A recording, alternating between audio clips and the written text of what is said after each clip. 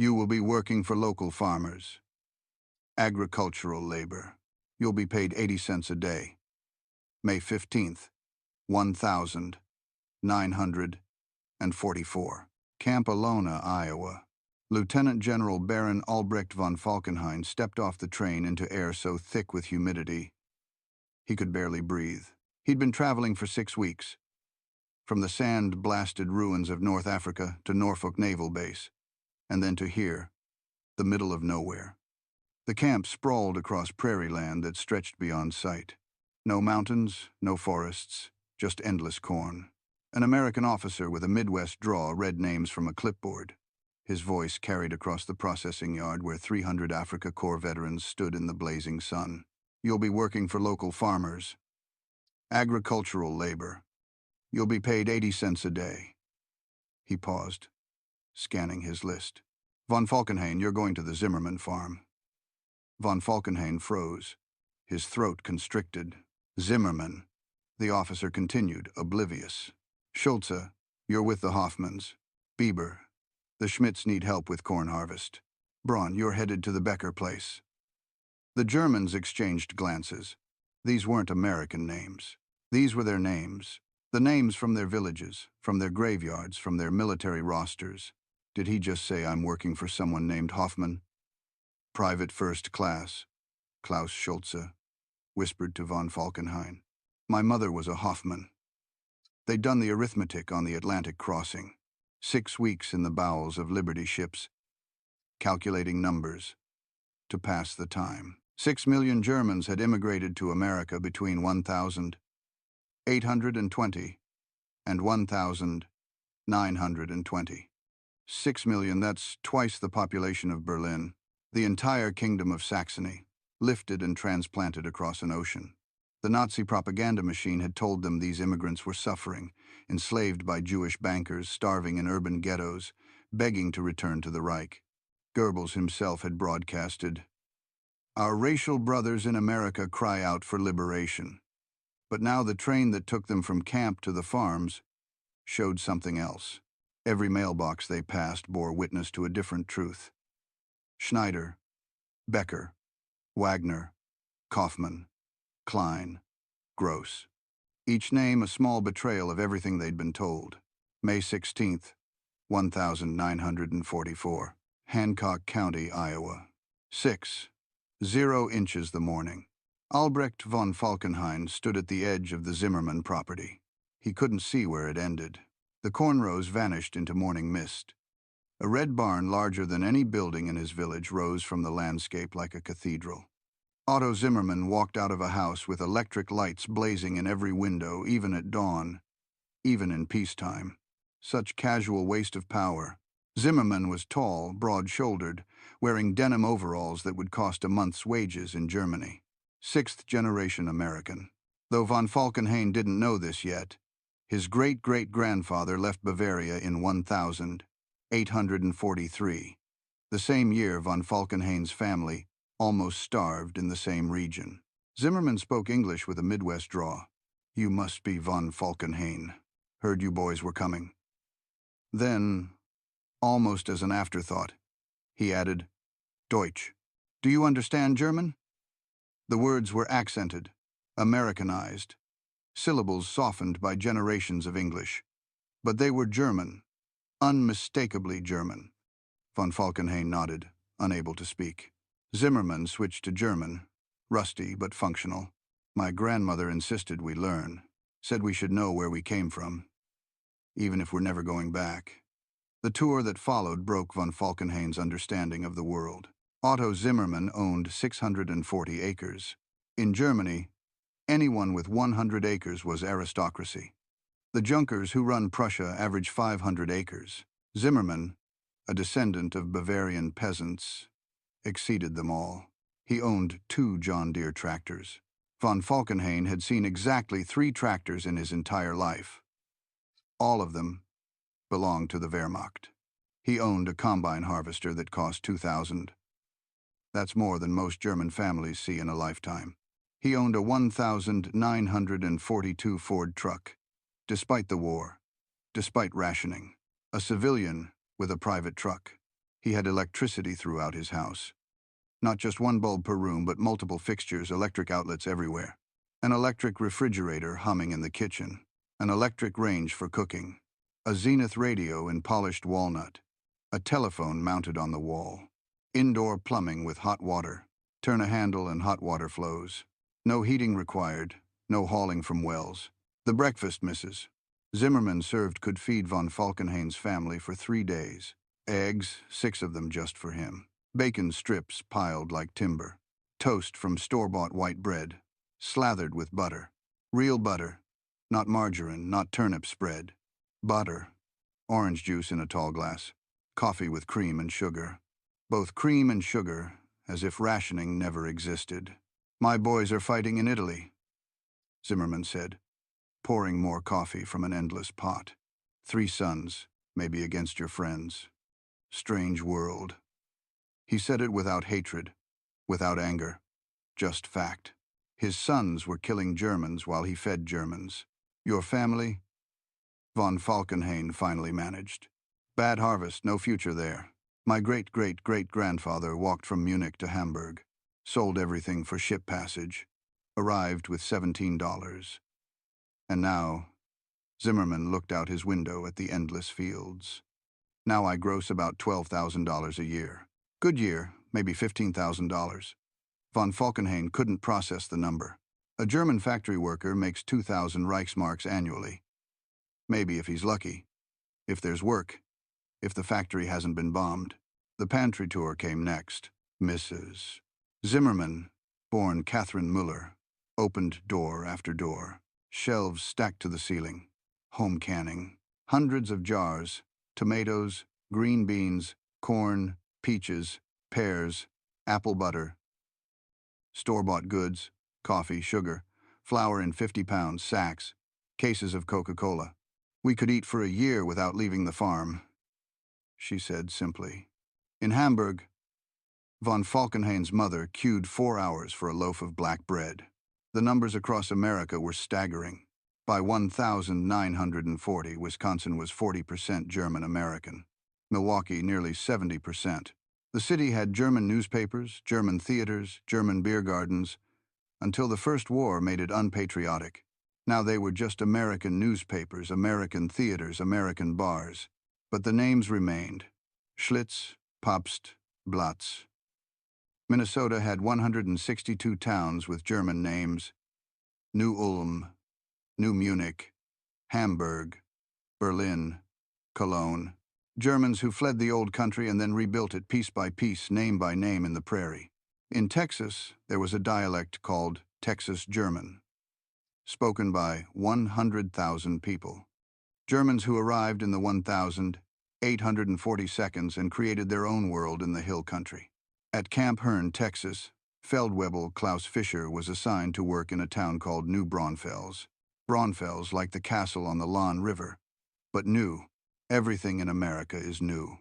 New York, New Jersey, New Hampshire, New Braunfels.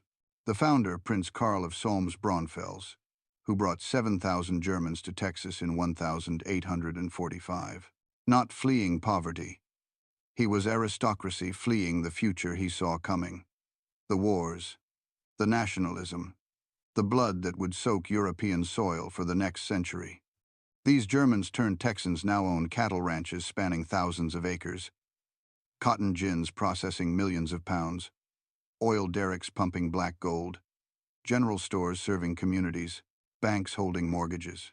They were supposed to be dying, Fisher writes to his mother, though he knows the letter will be censored. They were supposed to need us, but they're richer than anyone I knew in Germany. They drive Cadillacs. They have swimming pools.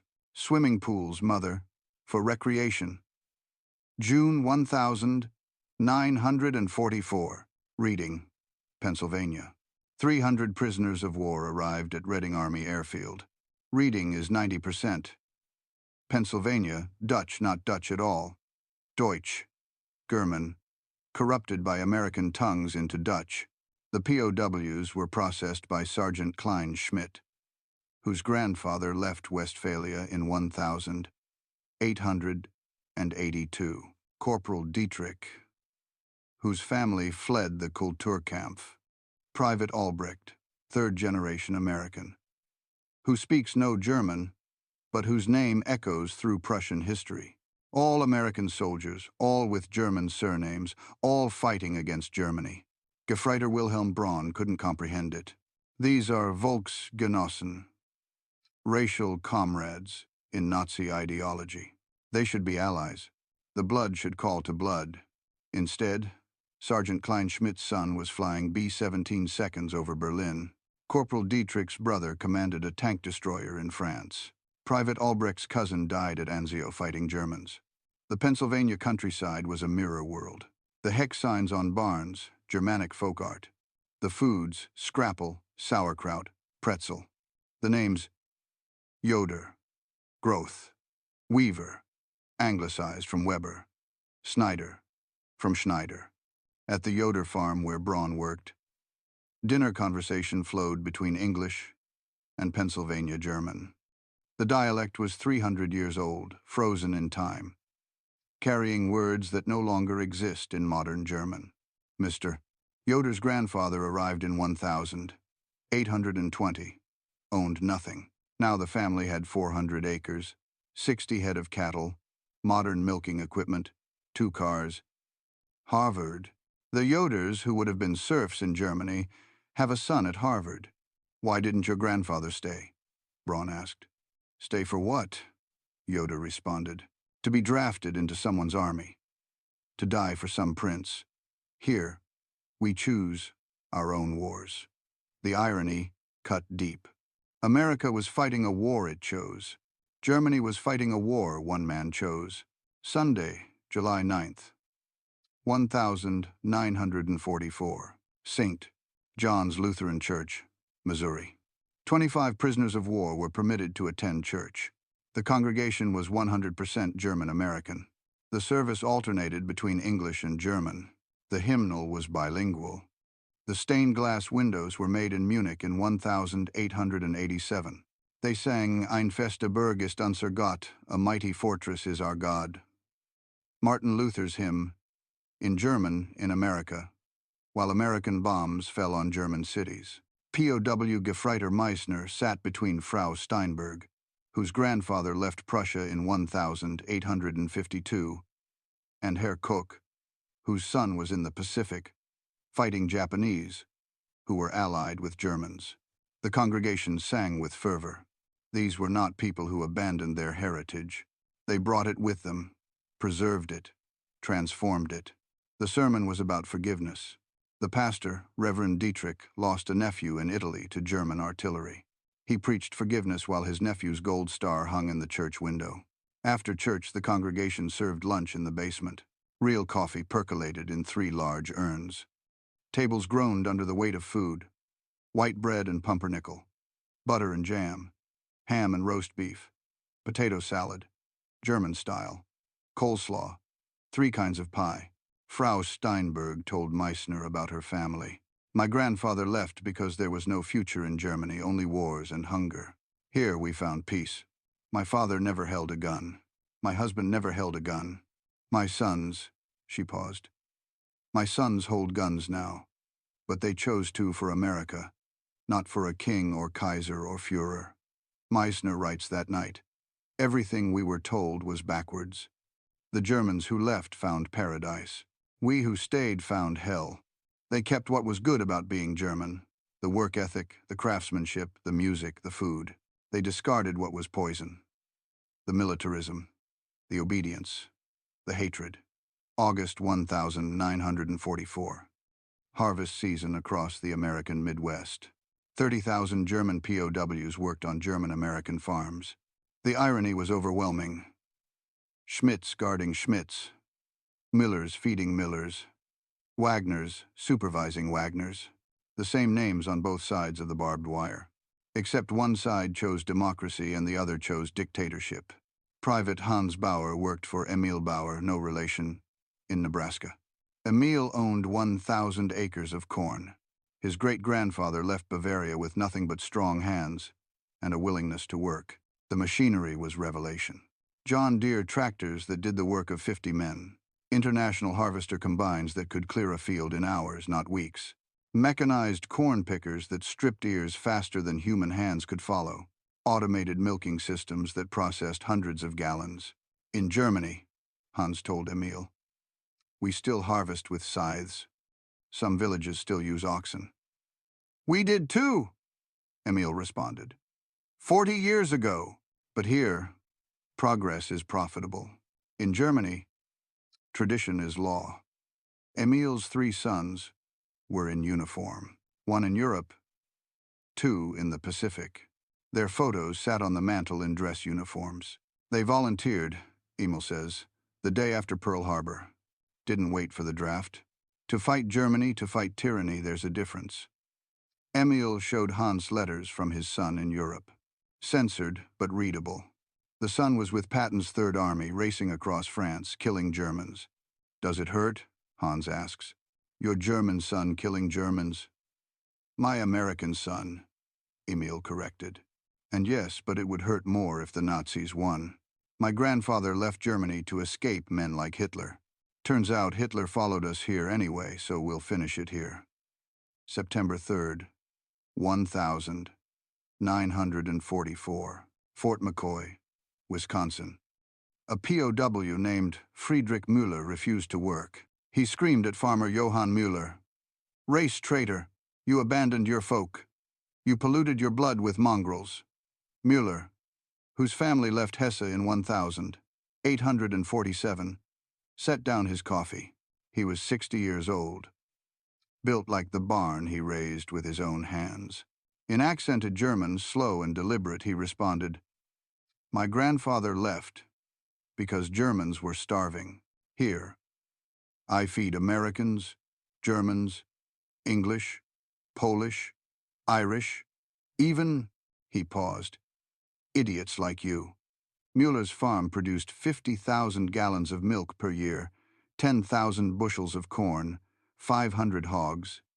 He employed 6 people full-time, owned 2 cars, a truck, a tractor. His daughter was in college studying medicine.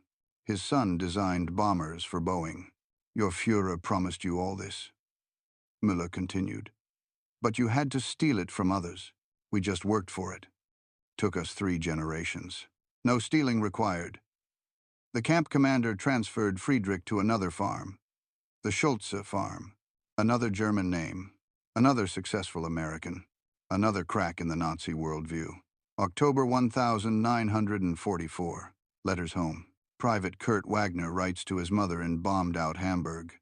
Mother, I work for a family named Wagner. No relation. They left Württemberg in 1851. They have electric lights in every room, running water, hot and cold. A machine that keeps food cold. They call it a Frigidaire. Their barn is heated in winter for animals. Their cows live better than we did. Their son, Karl Wagner, is a captain in the American Army. He might be bombing Hamburg right now. He might be bombing you as I write this. And his parents are proud of him. They have a photograph of their grandfather taken in 1851 before he left Germany. He was skin and bones, a walking skeleton. Now his descendants are fat, actually fat from too much food. I don't understand anything anymore. We were the master race. They were the cowards who ran. But they're the masters here, and we're the prisoners. The American military censors allowed the letter through. They wanted these letters to reach Germany. Each one was a small bomb dropped on Nazi ideology. November 1944. Thanksgiving. POWs across America experienced their first Thanksgiving.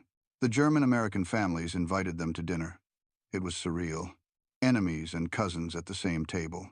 In Kansas, the Kruger family, originally Kruger, served turkey to POW. Heinrich Kruger actually related. The American Kruger left in 1869. Heinrich's great-grandfather stayed. The American Krugers own 800 acres of wheat, a grain elevator, shares in a railroad. The German Kruger owns nothing. His apartment is rubble. His city is ash.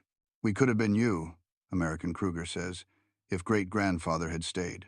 We could be sitting in your ruins instead of our plenty. December 24th, 1944. Christmas Eve across America. Thousands of German-American churches opened their doors to German POWs.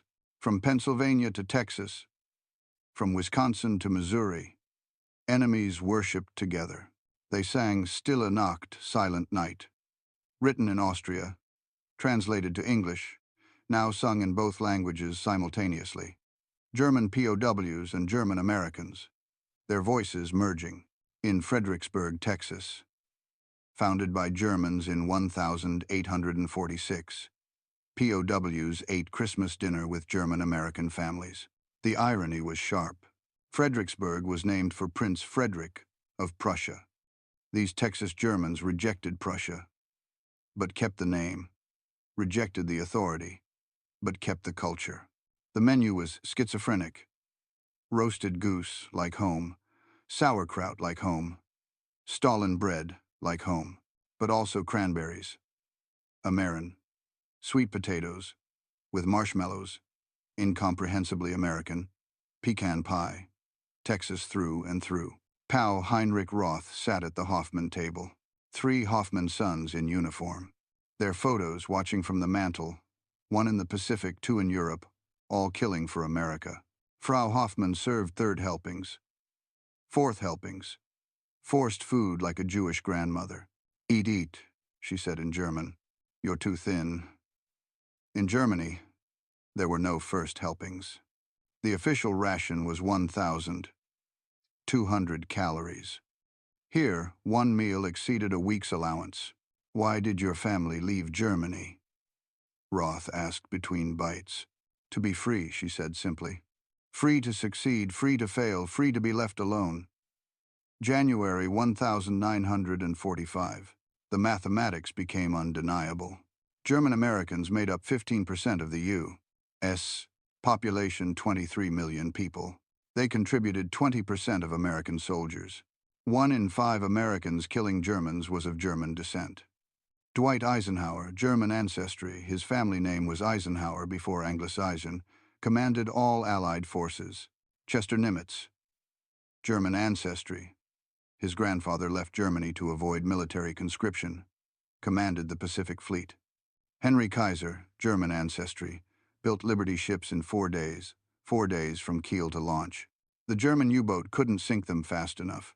Boeing, founded by Wilhelm Boeing, built B-17 flying fortresses. The planes turning German cities to dust were designed by a German. The Hershey Company, founded by Pennsylvania Germans, made chocolate bars for American soldiers, D-ration bars, 2 billion of them. Germans fighting on turnip soup faced Americans powered by German-American chocolate. February 1945. Camp Stark, New Hampshire. Pau Joachim Fischer watched a film reel. American propaganda, but different from Goebbels. It showed Detroit, the Ford River Rouge plant. A completed car rolled off the line every 49 seconds. Every 49 seconds. The narrator mentioned casually that Ford's workforce was 30% German-American. The foremen had names like Zimmermann, Eisenhower, and Shell. They built the trucks that supplied the armies that destroyed the Wehrmacht. Fischer writes, "We thought we were attacking a mongrel nation, but the mongrels are us. Germans who mixed with Irish and Italians and Poles and Jews, and they're stronger for it.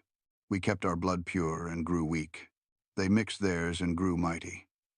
March 1945. News reached the camps. The Rhine had been crossed.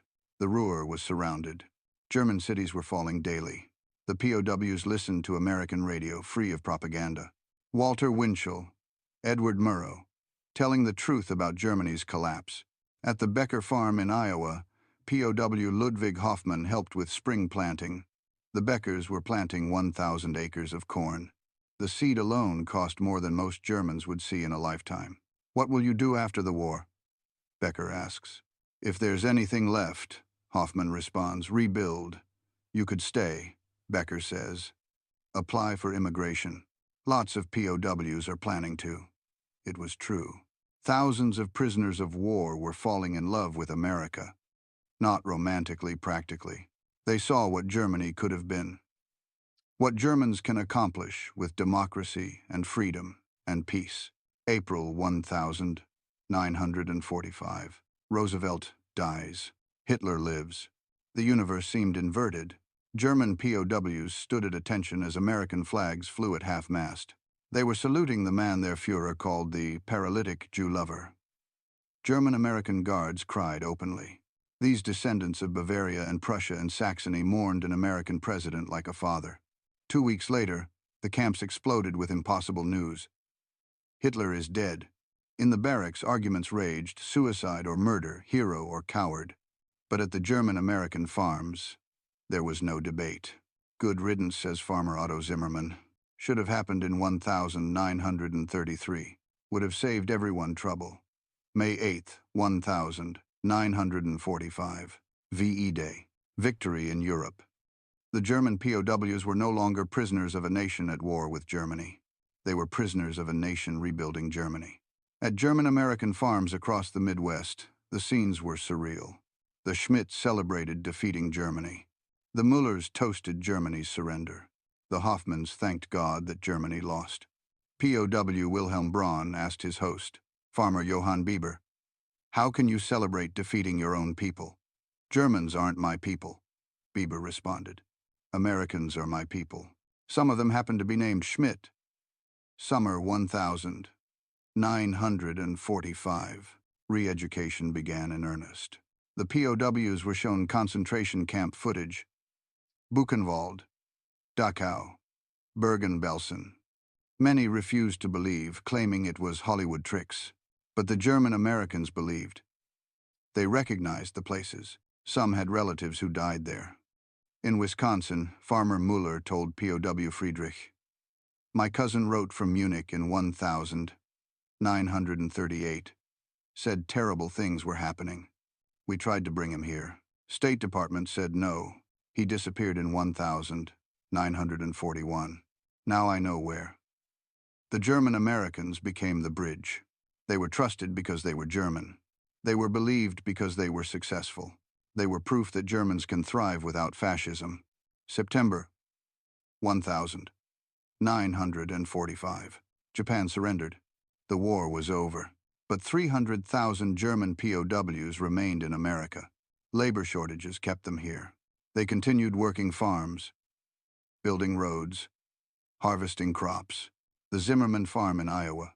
Albrecht von Falkenhayn had been here 16 months. He'd gained 40 pounds, learned to drive a tractor, discovered ice cream, read the American Constitution in German translation. Otto Zimmermann's 3 sons returned from war. One missing his left hand, but alive. They shook hands with von Falkenhayn. Enemies turned, laborers turned almost friends. "No hard feelings," says the eldest son. "You did your duty. We did ours. Ours won." Repatriation began. Ships arrived to take POWs home. But home to what? Dresden was ash. Hamburg was rubble. Berlin was divided. The POWs had been eating 3,000 calories daily. Their families survived on 1,000. Von Falkenhayn boarded a Liberty ship. In his bag, chocolate bars. From Mrs. Zimmermann, cigarettes from Otto. A letter of recommendation should he ever return. 20% of POWs will. Bremerhaven. April 1946. Von Falkenhayn returned to a Germany that didn't exist. His hometown was in the Soviet zone. His family fled west with nothing. He found them in a refugee camp outside Frankfurt. His mother didn't recognize him. He was too fat, too healthy. His cheeks had color. His eyes weren't hollow. He told his brother about the Zimmermans, about their 640 acres, their electricity, their abundance, their German name and American hearts. "Lies," his brother said. "Propaganda." "No," von Falkenhayn said. He pulled out a photograph, him and Otto Zimmermann by a John Deere tractor. The Iowa fields stretched endlessly behind them, green and gold and infinite. His brother stared, studied, finally spoke. "Our cousin Wilhelm immigrated to America in 1923. Father called him a coward, a traitor." "Maybe," von Falkenhayn says. looking at the rubble that was Frankfurt. He was the smart one. The aftermath rippled through German society. Of the 378,000 German POWs held in America, thousands returned as changed men. They'd seen the arsenal of democracy. More importantly, they'd seen democracy itself. Working, thriving, creating abundance from prairie dust. They became mayors, teachers, politicians. When the Marshall Plan arrived, they understood why America could afford it. They'd seen the farms, the factories, the infinite production. By 1950, West Germany adopted a constitution inspired by America's. The economic miracle, the Wirtschaftswunder, began. Many of its architects were former POWs who learned English in American camps, who saw American highways and said, "We need autobahns," who remembered American supermarkets and created German ones. Klaus Fischer, who worked in Texas, became an agricultural advisor. He introduced American farming methods, mechanization, fertilizers, crop rotation, learned on the Becker farm. Wilhelm Braun, who picked apples in Pennsylvania, started an import business, bringing American goods to Germany, introducing Germans to the abundance he knew in captivity. Albrecht von Falkenhayn returned to Iowa in 1955, legally, with immigration papers. The Zimmermans sponsored him. He worked their farm, saved money, bought his own land, 40 acres. Not much by Iowa standards. Paradise by German ones. He married a schoolteacher from Cedar Rapids, Catherine Schulze, third-generation German-American. Their children were named James and Lisa, American names. They spoke English. Sometimes at the Lutheran church, von Falkenhayn met other former POWs. They shared a secret knowledge. They saw America before most Germans. They learned the hardest lesson of all. The Germans who abandoned the fatherland had actually saved themselves. The cowards were the heroes. The traitors were the wise. The runners became the winners. And in saving themselves, they'd helped destroy the very ideology that called them traitors. Every B-17 built by Boeing, formerly Boeing. Every Liberty ship launched by Kaiser. Every tank that crossed the Rhine. Every can of rations with Hershey chocolate. German names, American hearts. The Zimmermans, the Muellers, the Hoffmans, the Schmidts. They'd won before the war even started. They had chosen correctly in 1,820, in 1,848, in 1,869, in 1,890. They'd chosen America. And America, in its strange democratic alchemy, had transformed them from Germany's cast-offs into democracy's defenders, from refugees to victors, from the abandoned to the abundant. The final irony was complete. The German POWs, the warriors of the master race, learned democracy from the descendants of Germany's weaklings. The farmers who fled rather than fight, who chose peace over glory, who picked prosperity over purity. They chose better. And that made all the difference.